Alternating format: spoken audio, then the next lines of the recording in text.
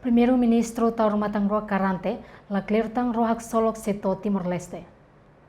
Primeiro-Ministro Taurmatang Roa afirma assunto na Palácio Presidencial Barupité Dili, quinta-feira semana né. Foi em o encontro semanal com o Presidente da República, José Ramos Horta. How fear ka taksi mai? Kita malamai kan ne. Kita consegue sua companhia ne. Você consegue saber e sambar que companhia ne sinal kata. E presidente da Iowa, terima mereka sih boleh televisão kata sei mai, how fear ka taksi mai. Agora, importante é também resistir, Terlebih resiste não persegue na fatin também tem investimento, tem investimento.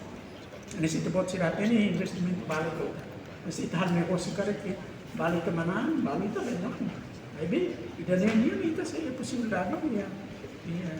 Que bid para recuperar esse investimento. Primeiro-Ministro Taurmatang Roa, Fiarang promete Rohak Solok Seto Duni Timor-Leste tambalarang meeting ba Presidente da Autoridade Raio Arsenio Paisão Banu. Neve atualmente em Portugal, onde resolve a finalização e construção Rohak Solok.